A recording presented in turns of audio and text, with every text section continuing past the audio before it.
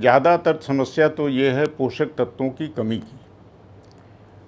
और नर्सरी में जो भी डिसऑर्डर पत्तियों पर आप देखते हैं पीला पड़ती है या उस पर लाल रंग के धब्बे पड़ जाते हैं, वो पोषक तत्वों की कमी से होती है।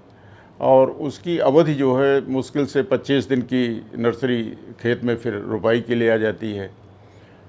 तो किसान भाई आजकल भी जो है जो नर्सरी डाले हैं उसमें यूरिया और डीएपी डाल करके, आम तौर पर आप देखें ज़्यादातर किसानों से बात करेंगे तो वो कहेंगे हमने यूरिया डाल दिया और डीएपी डाल दिया। थोड़ी बहुत कुछ किसान जो है गोबर की खाद भी डालते हैं, जो ज़्यादा प्रगतिशील हैं वो समझते हैं महत्व को।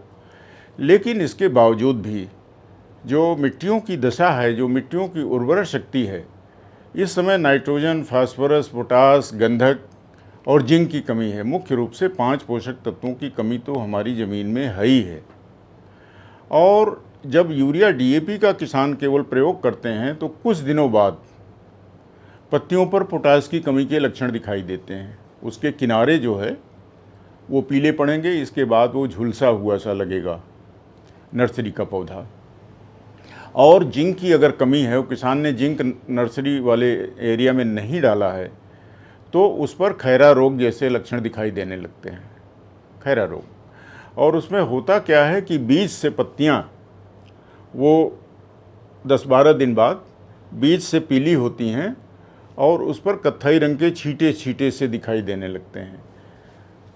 तीसरी समस्या जो नर्सरी में आ रही है, पहले तो इसको लोहे की कमी के कारण कहते थे, लेकिन अब मैं देख रहा हूँ कि जब पत्तियां ऊपर की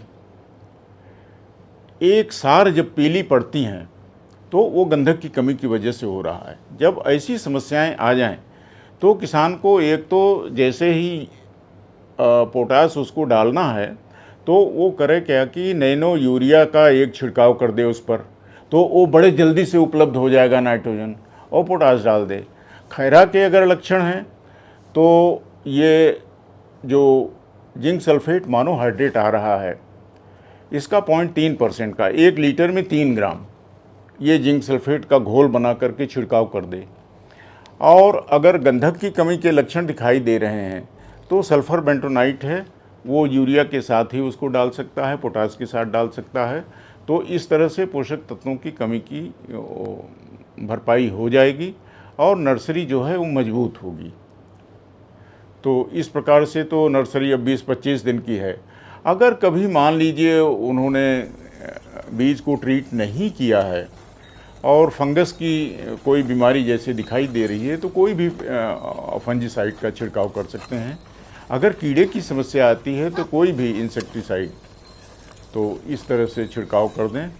तो और जो सर नर्सरी कर चुके हैं, मान लीजिए अब वो लगाने जा रहे हैं और उन्होंने ऐसा कोई एहतियात नहीं बरता है, तो लगाने से पहले ऐसा क्या कर लें कि उनकी फसल बच जाए? वो भी ज़रा अभी जो नर्सरी डाल रहे हैं, अभी डाले नहीं हैं, तो ये कोशिश ये करें कि मिट्टी में अगर उनको आइडिया है या फसल को अपने पिछली सीजन में देखा है कि उसमें जो है गंधक की कमी, जिंक की कमी, पोटास की कमी की समस्या अगर उन्होंने पिछली फसल में देखी है, तो निश्चित रूप से नर्सरी के समय ही यूरिया डीएपी के साथ पोटास का प्रयोग कर लें, थोड़ा जिंक सल्फेट डाल दें और सल्फर बेंटोनाइट का प्रयोग कर सकते हैं, या पोटेशियम क्लोराइड की जगह पोटेशियम सल्फेट का इस्तेमाल कर दें तो पोटास भी मिल जाएगा, सल्फर भी मिल जाएगा।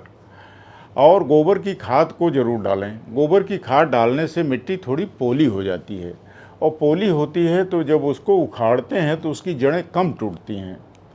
तो जब नर्सरी के पौधे को खेत में ले जा कर के उसको वो लगाते हैं तो वो जल्दी जड़ पकड़ लेता है और जल्दी चल पड़ता है।